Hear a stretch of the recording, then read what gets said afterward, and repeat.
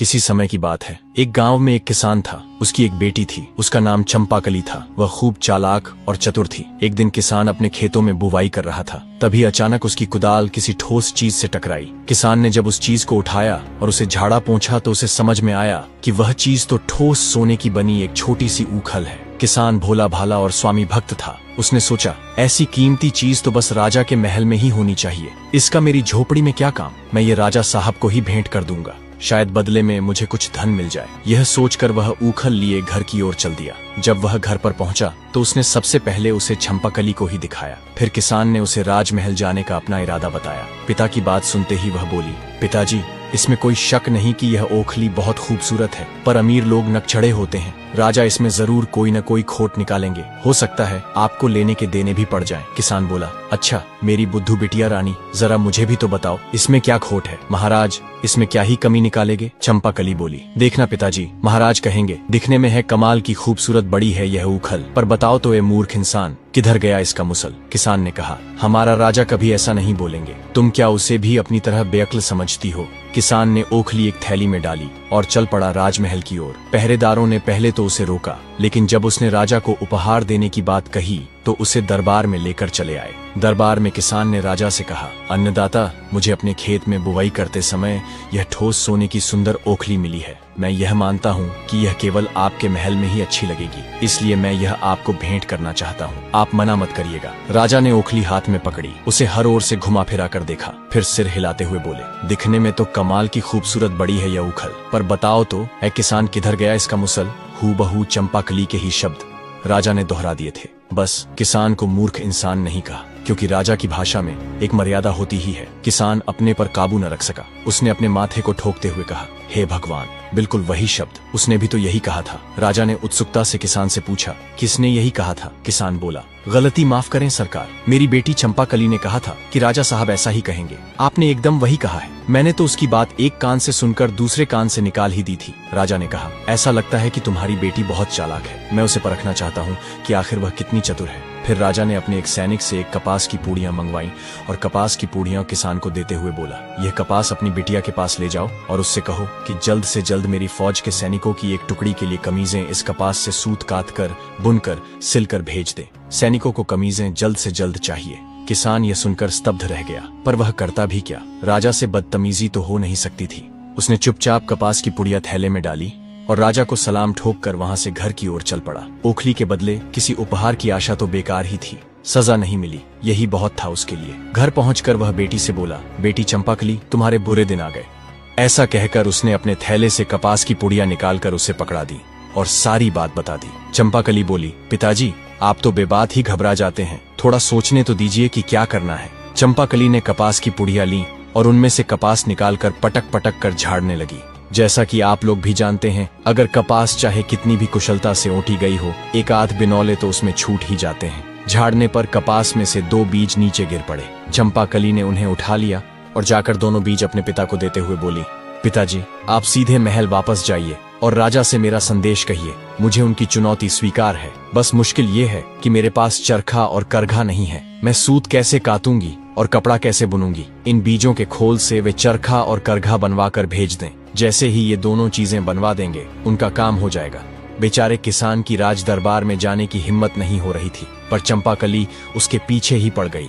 झक मारकर वह दरबार में जा पहुंचा। किसान की बातें और चंपाकली की मांग जानकर राजा की समझ में आ गया कि चंपाकली बहुत चालाक और बुद्धिमान है। उसने किसान से कहा, तुम्हारी यह बेटी बहुत चतुर है, मैं उससे मिलना चाहता हूँ। तुम उसे राजमहल आने को कहो, मैं उसके साथ बातें करना चाहता हूँ। लेकिन याद रखना, जब वह महल में आए, वह न तो कपड़े पहने हो, न ही बिना कपड़ों के हो। न तो वह भूखी आए, न भरे पेट, न तो घोड़े पर आए, न ही किसी सवारी पर, और पैदल भी न हो। न तो रात में आए और न ही दिन में। यदि वह इन शर्तों को पूरी किए बिना आई तो मैं तुम दोनों बाप बेटी के सिर कलम करवा दूंगा। याद रहे, हर आज्ञा का पालन होना ही चाहिए। किसान बेचारा बड़े टूटे मन से घर लौटा। मौत जैसे उसकी आंखों के आगे नाच रही हो। जब चंपाकली ने पूरी बात सुन ली तो बड़ी बेफिक्री से बोली, पिताजी, मैं सब कर लूंगी, आप बस मेरे लिए एक मछली पकड़ने का जाल ले आइए। अगले दिन चंपाकली ने शाम के समय अपने आप को जाल में लपेट लिया। इस प्रकार वह न तो निर्वस्त्र रही और न ही उसने कपड़े पहने। 2 मुट्ठी चबेना खाया, न पेट भरा न भूखी रही। एक बकरी को बाड़े से निकाला और उसकी पीठ पर एक गद्दी रखकर इस तरह बैठी कि एक पैर जमीन पर लगा रहे। और एक ऊपर उठा रहे। इस प्रकार न वह सवारी पर थी, न घोड़े पर, और न ही पैदल जा रही थी। इसी रूप में वह शाम के समय में राजमहल पहुंच गई, जब न दिन था और न रात ढली थी। महल के पहरेदारों ने उसे पागल समझकर रोकना चाहा, पर जब उन्हें मालूम हुआ कि वह राजा के हुक्म से ही इस तरह आई है, तो उसे तुरंत भीतर तक पहुंचा दिया गया। राजा के दरबार पहुंचकर चंपाकली बोली, महाराज, आपकी आज्ञा के मुताबिक मैं आपके सामने हाजिर हो गई हूँ। चंपाकली को देखते ही राजा बेतहाशा हंस पड़े और बोले, चतुर चंपाकली, तुम तो बिल्कुल वैसी लड़की हो जिसकी मुझे तलाश थी। मैं तुमसे ही शादी करूंगा और तुम्हें अपनी रानी बनाऊंगा। बस एक शर्त जो तुम्हें माननी होगी कि तुम राज्य के मामलों में कभी दखल नहीं दोगी। बोलो, क्या तुम्हें मंजूर है? चंपाकली बोली, मैं जल्दी ही आपको इसका जवाब दे दूंगी। इतना कहकर वह वहां से आज्ञा लेकर चली गई। राजा को उसकी बुद्धि से पता चल गया था कि चंपाकली उससे अधिक सयानी है, इसलिए उसने ऐसी शर्त रखी थी। घर पहुंचकर उसने किसान पिता को यह खबर दी तो किसान बोला, यदि राजा की इच्छा तुमसे शादी करने की है तो तुम उसका विरोध तो कर नहीं सकती। आखिर वह राजा है। लेकिन तुम्हें हमेशा सावधान रहना होगा, क्योंकि जो आदमी मनचाहा तुरंत पाना चाहता है, वह अनचाहा तुरंत छोड़ना भी तो चाहेगा। इसलिए तुम अपने यहाँ की चीजों को यों का त्यों रहने दो। न जाने कब तुम उन्हें नापसंद हो जाओ तो यही सब तुम्हारे काम आएगा। चंपाकली अब भी कम उम्र की थी। उसने पिता की बातों पर बहुत ध्यान नहीं दिया और राजा को एक पत्र लिखकर शादी के लिए अपनी स्वीकृति भेज दी। राजा पत्र पढ़कर बहुत खुश हुआ। बहुत जल्दी ही पूरे राज्य में विवाह की धूमधाम मच गई और निर्धारित समय पर उनकी शादी हो गई। एक दिन एक किसान अपनी गर्भवती गाय को लेकर बेचने की इच्छा से राजधानी आया था, लेकिन उसे निवास के लिए किसी भी सराय में जगह नहीं मिली, क्योंकि सभी सरायें भरी हुई थीं। एक सराय मालिक को उस गर्भवती गाय पर दया आ गई। उसने किसान को अपनी सराय के पास पड़े छप्पर के नीचे गाय को रात भर रखने की इजाजत दे दी। किसान ने अपनी गाय की रस्सी पास खड़ी एक गाड़ी के पहिए से बांध दी। भगवान की माया, सुबह सबने देखा कि गाय ने रात में एक बछड़े को जन्म दिया था, जो लुढ़क कर गाड़ी के नीचे चला गया था। गाय का मालिक बहुत खुश हुआ। उसने अपनी गाय और बछड़े को संभाला और वापस घर जाने की तैयारी करने लगा। तभी गाड़ी का मालिक आया और कड़क कर बोला, खबरदार, जो बछड़े को ले जाने की कोशिश भी की। कल रात तुमने मेरी गाड़ी के पहिए से गाय बांधी थी, वह तुम्हारी है, पर बछड़ा मेरी गाड़ी के नीचे था, वह मेरा है। किसान बोला, लेकिन बछड़ा तो गाय के पेट से निकला है। गाय मेरी है तो बछड़ा भी मेरा ही है। गाड़ी वाला बोला, तुमने गाय बांधी थी, गाय खोल लो, वह तुम्हारी है, लेकिन बछड़ा गाड़ी के नीचे था। गाड़ी मेरी है तो बछड़ा मेरा है। बात तूल पकड़ गई। बहस गाली गलौज से बढ़ते बढ़ते हाथापाई तक पहुंच गई और फिर लट्ठम लट्ठा तक जा पहुंची। शोर शराबे से राजा के पहरेदार भी वहां आ पहुंचे।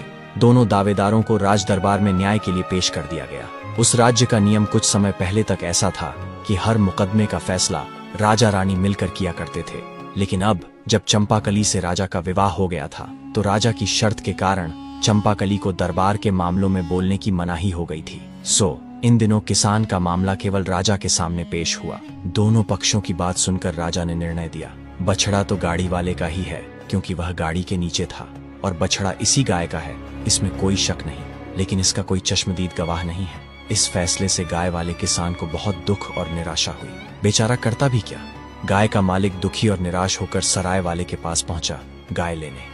तभी सराय वाले को उस पर बड़ी दया आई। उसने उसे रानी के पास जाने की सलाह दी और बोला, हमारी नई रानी बहुत चतुर है, वह तुम्हें जरूर कुछ उपाय बताएगी। किसान राजमहल पहुंचा और वहां के दरबान को अपनी पूरी कहानी सुनाकर बोला, भाई साहब, मैं बड़ा दुखी और गरीब आदमी हूँ, क्या आप किसी तरह मेरी भेंट नई रानी जी से करवा सकते हैं?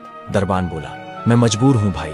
राजा साहब ने किसी भी फरियादी को रानी से मिलने की सख्त मनाही कर दी है, मरता क्या न करता। किसान ने चोरी छिपे महल के आसपास चक्कर लगाना शुरू कर दिया। उसे एक बगीचे में रानी चहलकदमी करती दिखाई दी। फिर क्या था, बगीचे की बाड़ फांद कर गाय वाला अंदर जा पहुंचा और रानी के आगे गिड़गिड़ाकर अपने साथ हुए अन्याय की कहानी कह सुनाई।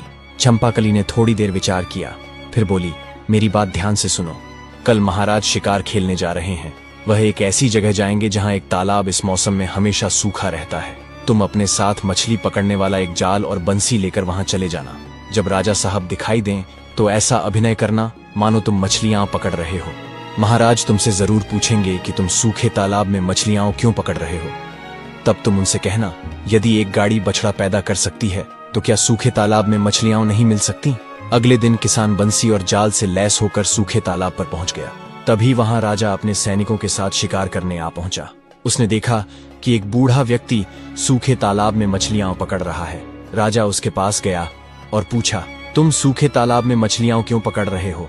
इस पर किसान बोला, जब एक गाड़ी बछड़ा पैदा कर सकती है तो सूखे तालाब में मछलियां क्यों नहीं मिल सकती? किसान का उत्तर सुनते ही राजा हैरानी में पड़ गया। वह किसान से जोर से बोले, ये तुम किसकी बोली बोल रहे हो? तुम तो ऐसा कभी सोच भी नहीं सकते। सच सच बताओ, क्या तुम रानी से मिले थे? किसान इनकार न कर सका। उसने तुरंत स्वीकार कर लिया कि ऐसा करने की सलाह उसे रानी से ही मिली थी। राजा ने तुरंत सिपाहियों से कहा, बछड़ा गाय के मालिक को दिलवा दो। महल लौटते ही उन्होंने चंपाकली को बुलाया और बोले, मैंने शादी के समय जो शर्त रखी थी तुमने उसे पूरा नहीं किया। तुमने मेरे किए फैसले का विरोध किया। तुम्हें राजकाज के मामलों में नहीं पड़ना चाहिए था। अब इस राजमहल में जो भी चीजें तुम्हें प्रिय हों उन्हें अपने साथ लेकर रात होने से पहले अपने गांव के घर लौट जाओ और एक किसान की बेटी की तरह ही सारी जिंदगी बिताओ। चंपाकली ने सिर झुकाकर जवाब दिया, जैसा आप चाहते हैं वैसा ही होगा महाराज। बस आपसे एक विनती है कि शाम के समय मुझसे जाने को न कहें। घर की लक्ष्मी को संध्या के समय घर से निकलने पर आपकी प्रजा में आपकी बदनामी होगी। राजा बोले, ठीक है, आज रात हम आखिरी बार एक साथ खाना खाएंगे। कल सुबह तुम चली जाना। चंपाकली बोली, ठीक है महाराज। अब चतुर चंपाकली रसोई में गई और रसोइये से तला भुना स्वादिष्ट और गृष्ट भोजन बनाने को कहा। भोजन के साथ पीने के लिए स्वादिष्ट और कीमती मदिरा भी मंगवाई। सुस्वादु भोजन अधिक खाया भी जाता है और उसके बाद आलस्य भी अधिक आता है। रात को जब राजा और चंपाकली ने साथ बैठकर भोजन किया तब राजा का मन पहले से ही व्याकुल था। ऊपर से उन्होंने अधिक मदिरा भी पी ली थी। कुछ ही क्षणों में मदिरा ने अपना प्रभाव दिखाया और जैसे जैसे भोजन समाप्त हुआ राजा आलस्य और नींद के ऐसे जाल में उलझ गए कि अंततः अपनी कुर्सी पर ही गहरी नींद में डूब गए। रानी चंपाकली ने तुरंत सेवकों को आदेश दिया, महाराज को कुर्सी समेत उठाओ और जैसा कहा जाए वैसा ही करो, बिना किसी नानुकुर के। अगर किसी ने टाल मटोल की तो उसे महल से बाहर कर दिया जाएगा। सेवकों ने रानी के आदेश का तत्काल ही पालन किया। चंपाकली महल से निकल पड़ी और राजधानी की गलियों से होती हुई देर रात अपने गांव पहुंच गई। घर के दरवाजे पर पहुंचकर उसने पुकारा, पिताजी दरवाजा खोलिए, आपकी बेटी लौट आई है। बेटी की आवाज सुनते ही वृद्ध पिता दौड़ते हुए खिड़की तक आए और बोले, इतनी रात गए आई है बेटी? मैंने तो पहले ही कहा था, ऐसे आदमी का कोई भरोसा नहीं। खैर, तुम्हारा कमरा आज भी वैसा का वैसा ही है, आ जाओ बेटी। चंपाकली बोली, पिताजी जल्दी दरवाजा खोलिए, बातें हम बाद में करेंगे। दरवाजा खुला तो किसान ने देखा कुछ सेवक राजा साहब को कुर्सी सहित उठाए खड़े हैं। चंपाकली ने राजा को अपने कमरे तक पहुंचाया, उनके जूते उतारकर उन्हें बिस्तर पर सुलाया, सेवकों को विदा किया और खुद भी उनके पास लेट गई। कुछ देर बाद राजा की नींद टूटी। शायद गांव का बिस्तर महल जितना मुलायम नहीं था। उन्होंने करवट बदली तो उन्हें एहसास हुआ कि उनकी पत्नी बगल में है। वे बोले, चंपाकली, मैंने तो तुम्हें अपने गांव लौट जाने को कहा था, तुम गई नहीं? चंपाकली ने शांत स्वर में उत्तर दिया, जी हाँ महाराज, लेकिन अभी तो सुबह नहीं हुई है, आप आराम से सो जाइए। राजा फिर सो गए। अगली सुबह उनकी नींद मुर्गे की बांग और बकरियों की मिमियाहट से खुली। खिड़की से सूरज की हल्की किरणें कमरे में आ रही थीं। राजा चौंक कर उठे और बोले, चंपाकली, मैं कहाँ पर हूँ? मैं यहाँ कैसे आया? राजा के मन में और भी बहुत सवाल दौड़ने लगे। चंपाकली मुस्कुराई और शांत स्वर में बोली, महाराज, आपने ही ने तो कहा था कि महल से जो वस्तुएं मुझे प्रिय हों उन्हें साथ ले जा सकती हूँ, और महल में मेरी सबसे प्यारी चीज आप ही है, इसीलिए मैं आपको अपने साथ यहाँ ले आई। अब मैं आपके साथ यहीं रहूंगी। राजा को अब सब समझ में आ गया। राजा जोर से हंसे और बोले, चंपाकली, एक बार फिर मैं तुम्हारी बुद्धि के आगे हार गया। इतना कहकर उन्होंने उसे गले से भर लिया। इसके बाद वे चंपाकली को लेकर महल लौटे। अब वे न केवल उसे अपनी पत्नी के रूप में मानते थे बल्कि दरबार में भी उसकी सलाह लेने लगे। चंपाकली हर दिन राजा के साथ राजकाज में सम्मिलित होती और उसकी चतुराई से राज्य में न्याय और सुख शांति बनी रही। तो दोस्तों, यह कहानी हमें यह सिखाती है कि यदि हमारे भीतर चतुराई, धैर्य और आत्मविश्वास हो तो हम जीवन की किसी भी कठिन परिस्थिति का बुद्धिमानी से समाधान निकालकर न केवल उससे उबर सकते हैं बल्कि सफलता भी प्राप्त कर सकते हैं। हमें उम्मीद है कि आपको हमारी हर कहानी की तरह ये कहानी भी पसंद आई होगी। ऐसी और भी कहानियां देखने के लिए हमारे चैनल को जरूर सब्सक्राइब करें। धन्यवाद।